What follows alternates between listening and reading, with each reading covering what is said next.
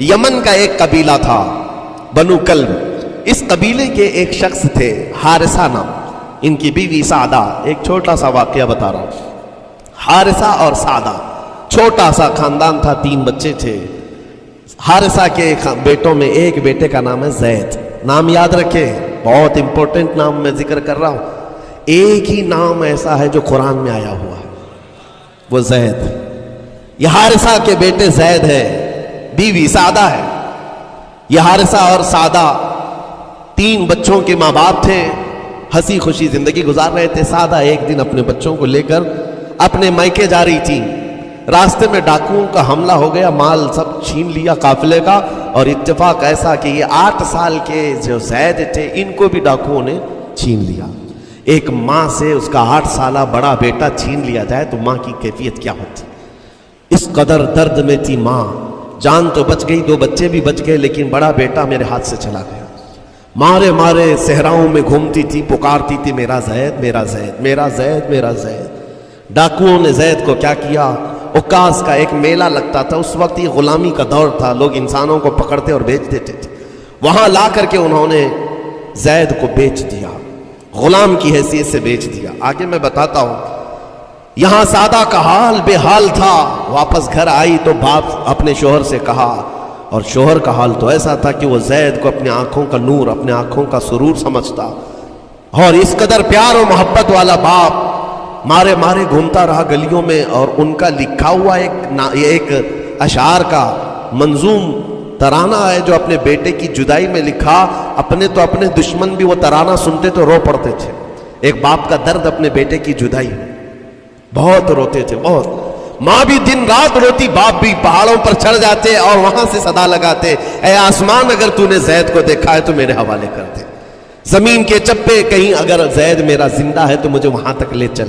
یہ اشعار میں گنگناتے تھے، روتے تھے. اور زید کا کیا ہوا، عکاظ کے میلے میں بیچ دیا گیا. خریدا کون؟ حکیم بن حزام، جو حضرت خدیجہ رضی اللہ تعالیٰ عنہ کے بھائی لگتے تھے.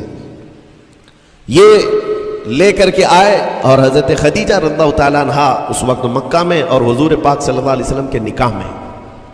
تو حضرت خدیجہ کے پاس یہ زید آ گیا، بھائی نے گفٹ کے طور پر دے دیا. حضرت خدیجہ کے گھر میں یہ زید جب آئے، اس وقت ان کی عمر یعنی 10-12 سال کے آس پاس رہی ہوگی.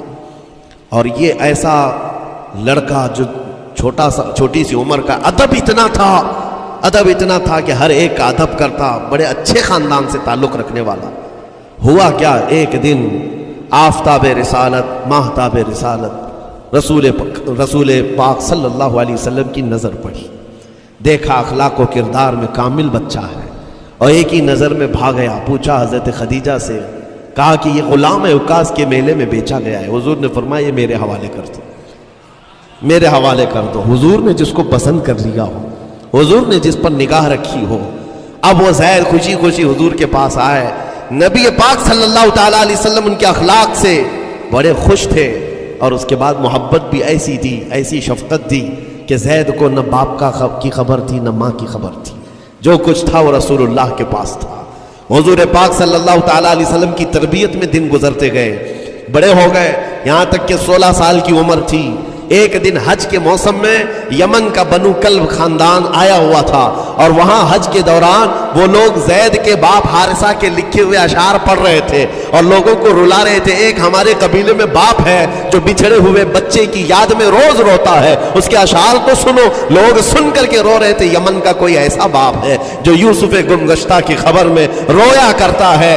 یہ لوگوں کی بھیڑ لگی تھی، اسی کے سامنے سے زید کا گزر بھی ہو رہا تھا. بنو کلب کے لوگوں نے زید کو دیکھا، پہچان لیا، یہی تو وہ بچہ ہے جس کی یاد میں اس کا باپ روتا ہے. اور اس کو بلایا اور کہا تیرا نام؟ کہا زید. باپ کا نام حارثہ. کہا یہی تو ہے جس کے غم میں پورے اشعار پڑے جا رہے یمن میں. زید سے کہا تجھے پتہ ہے تیرے باپ کا رو رو کر کے کیا حال ہو گیا؟ تیری ماں صحراؤں میں آواز دیتی ہے، پہاڑوں پر چڑھ جاتی ہے. ایک بچے کے لیے اس کے ماں باپ کی جدائی بتا دینا کتنی بڑی بات تھی.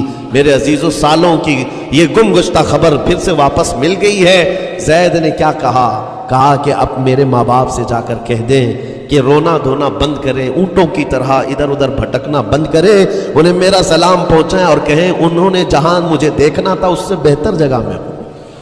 اس سے بہتر جگہ میں ہوں. یہ بنو کلب خاندان گیا یمن، جا کر کے باپ سے کہا، حارثہ سے اور سعدہ سے، خبر تمہارے لیے اچھی لائے، تمہارا گم ہوا بیٹا جو پچھلے 10-12 سالوں سے تمہیں نہیں مل رہا تھا، وہ حرم کعبہ کے پاس ہمیں نظر آیا ہے، غلام بنا کر لوگوں نے بیچا ہے اسے، لیکن وہ ایک ایسے حسین و جمیل کی غلامی میں ہے، ایک ایسے حسن والے کی غلامی میں ہے کہ زید وہاں سے ہٹنا نہیں چاہتا. باپ نے کہا میرے کلیجے سے پوچھو مجھ پر گزرتی کیا ہے، اس کی ماں سے پوچھو، ایک نظر دیکھ لے گا وہ واپس ہماری جھولی میں آ جائے گا. دوڑتے دوڑتے یمن سے گھنٹوں یعنی جو مہینوں کا سفر تھا دنوں میں طے کر کے پہنچے. مکہ آئے، جیسے ہی آئے تو رسول پاک صلی اللہ علیہ وسلم کو ڈھونڈا. حضور پاک مل گئے تو دھاڑے مار مار کر باپ رونے لگا اور کہا کہ اے محمد صلی اللہ علیہ وسلم، ہم نے آپ کے متعلق سنا ہے کہ یتیموں کے والی ہیں، آپ کا دل بہت بڑا ہے، مجھ باپ کے اوپر رحم کیجئے، برسوں سے اپنے بچے کے لیے ترس رہا ہے، میں اور میری بیوی تڑپتے ہیں، صحراؤں میں آواز دیتے ہیں. حضور نے پوچھا ہوا کیا ہے تمہارے ساتھ؟ کہا ہمارا بیٹا گم ہو گیا تھا، برسوں ہو گئے تھے، لیکن سنا ہے وہ یہاں رہتا ہے. حضور نے پوچھا کیا نام ہے اس کا؟ کہا زید اس کا نام ہے، میرا نام حارثہ ہے. حضور پاک صلی اللہ علیہ وسلم کے محبوب زید کے بارے میں پوچھ لیا. حضور جس سے خود محبت کرتے ہو، حضور جس سے محبت کرتے ہو، باپ نے پوچھ لیا. حضور نے فرمایا کہ ٹھیک ہے، میں ایک باپ کے کلیجے سے اس کے بیٹے کو الگ نہیں کر سکتا، ماں سے اس کے بیٹے کو جدا نہیں کر سکتا، لیکن بات اتنی ہے کہ زید کو بلایا جائے، فیصلہ اس کے ہاتھ میں ہے، فیصلہ اس کے ہاتھ میں ہے. میں زید کو بلاتا ہوں. غلام تھے اس وقت. حضرت زید کو بلایا گیا اور اس وقت بھری جوانی والا زید ہے. جیسے ہی آئے پہلی نظر باپ کو دیکھا، ماں کو دیکھا. ماں باپ تو چیخ پڑے ہمارا زید مل گیا، ہمارا زید مل گیا. لیکن کمال کی بات میں دیکھتا ہوں ایسی دیوانگی پوری دنیا میں نہیں. زید نے دیکھا اپنے ماں اور باپ کو، لیکن اسی وقت اپنی آنکھیں جھکا لی اور حضور کی طرف کر لیا. کہا نہ، ادھر پہلے حضور پاک صلی اللہ علیہ وسلم کی طرف. حضور نے دیکھا کہ زید ماں باپ کی طرف دیکھ نہیں رہے ہو، جو رو رو کر کے برا حال کر چکے ہو. حضور نے زید سے کہا پہچانتے ہو؟ کہا ہاں حضور یہ میرے باپ ہیں اور یہ میری ماں ہے، یہ میرے چچا ہے.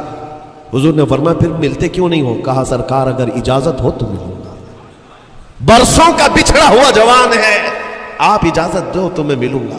نبی پاک صلی اللہ علیہ وسلم نے فرمایا جاؤ تمہیں اجازت ہے. جیسی گئے اس منظر کو جو بیان کیا گیا ہے میرے عزیزوں، ہم پڑھتے ہیں تو آنکھیں بھیگ جاتی ہیں.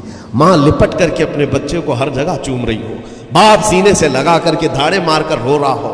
پہلے تو غش کھا کر گر گیا تھا، پھر افاقہ ہوا. یہ دردناک منظر تھا. اس کے بعد زید بن حارثہ کو کیوں نہ تکلیف ہو، غم کیوں نہ ہو، ماں باپ بچھڑے ہوئے اتنے سالوں کے بعد دیکھنے کو ملے. دل پر کیا بیت رہی ہوگی. میری ماں وہی جو مجھے خشکیوں میں پالا کرتی، تریوں میں پالا کرتی، میرا باپ وہی جو خون پسینے کی کمائی سے مجھے کھلایا تھا، آج آ گیا ہے. حضور پاک صلی اللہ علیہ وسلم نے کہا زید یہ جو جذباتی منظر ہے اس کو ختم کر کے اب اعلان کر دو کہ تمہاری ماں آئی ہے تمہیں یمن سے لینے کے لیے، تمہارا باپ آیا ہے، تمہارا چچا آیا ہے تمہیں یمن سے لینے کے لیے. میں نے فیصلہ تمہارے حوالے کر دیا ہے، میں اپنے غلامی سے تم کو آزاد کر دیتا ہوں. تم بغیر کوئی فدیہ لیے ہوئے، بغیر کوئی پیسہ لیے ہوئے، اس وقت اپنے غلام کو کوئی چھوڑتا نہیں تھا، لیکن تمہاری ماں کا درد دیکھا نہیں جا رہا، میں آزاد کر دوں گا بغیر کسی فدیہ کے. تو اپنی ماں اور اپنے باپ کے پاس جا سکتا ہے.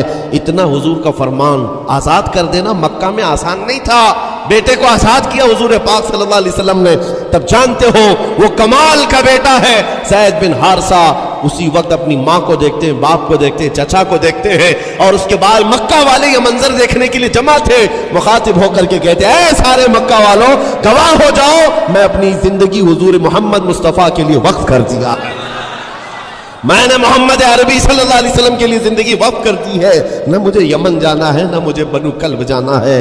ماں اور باپ دیکھتے رہ گئے. باپ نے پوچھا زید آزاد کیا گیا ہے اور آزادی کی زندگی کو چھوڑ کر تو غلامی کی زندگی کو قبول کر رہا ہے؟ زید بن حارثہ نے اس وقت تاریخی جملہ کہا تھا، کہا بابا آپ نے جتنی شفقت کی ہوگی یا 1000 ماں باپ مل کر اپنے بیٹوں پر جتنی شفقت نہیں کیے ہوں گے، اس سے زیادہ شفقت محمد الرسول اللہ نے کیا. میں ہزار آزادیوں پر اس ایک غلامی کو، میں ہزار آزادیوں کو قربان کرتا ہوں اس ایک غلامی پر، میرے لیے زندگی بھر یہ غلامی کافی ہے۔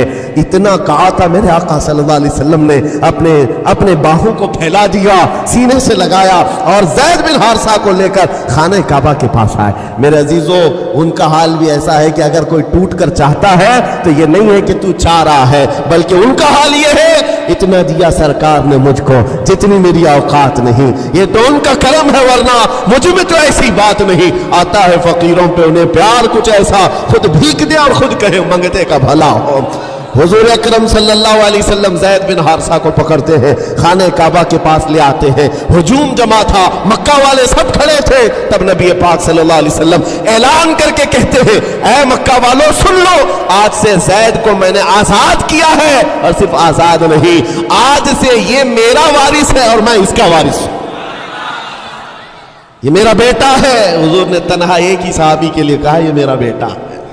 اور اس کے بعد زید بن حارثہ کو لوگ جو مکہ میں پکارتے تھے زید بن محمد کہتے تھے، محمد کا بیٹا زید، رسول پاک صلی اللہ علیہ وسلم کے بیٹا ہونے کا شرف پایا ہے۔ میرے عزیزو، یہ جنہوں نے حضور صلی اللہ تعالیٰ علیہ وسلم کے دربار کا ایک بار مزہ چکھ لیا تو وہ پھر یوں ہی کہتا ہے پھر کے گلی گلی تباہ، ٹھوکریں سب کی کھائی کیوں، دل کو جو عقل دے خدا تیری گلی سے جائے کیوں۔ حضور پاک کی گلی میں جو ایک بار مزہ لے لے وہ پھر دنیا کی ٹھوکریں نہیں کھاتا۔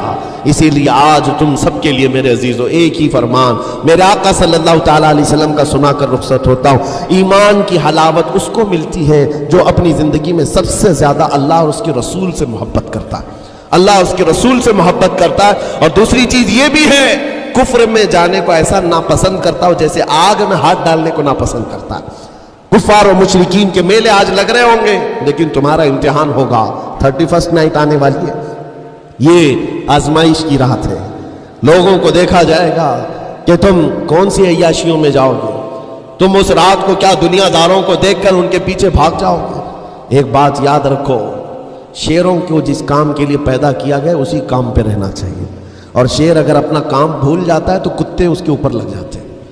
تمہارا کام کتوں کی طرح بھونکنا نہیں ہے، تمہارا کام شیروں کی طرح دھاڑنا ہے۔ میرے عزیز، محمد عربی صلی اللہ علیہ وسلم کے وہ شیر جو گٹر اور نالی کے لیے نہیں پیدا کیے گئے، اعلیٰ اخلاق و کردار کے لیے پیدا کیے۔ تم امت محمدیہ خیر امت ہو، شراب پینے کے لیے نہیں، جوا کھیلنے کے لیے نہیں، تاش کے پتوں پر مال اڑانے کے لیے نہیں، غلط نگاہوں کو پھیلانے کے لیے نہیں، آوارہ گردی کے لیے نہیں پیدا کیے گئے۔ تمہاری نسبت رسول اللہ سے ہے، اتنی بات یاد رکھو۔ اللہ نے مجھے خیر امت کہا ہے، میری آنکھیں اٹھ رہی ہیں تو فرشتے بھی دیکھ رہے ہیں، رب تعالیٰ دیکھ رہا ہے میرے چلنے پھرنے کو۔ رب تبارک و تعالیٰ اس کے علم سے کوئی ایک ادا بھی میری بے خبر نہیں ہے، غافل نہیں ہے۔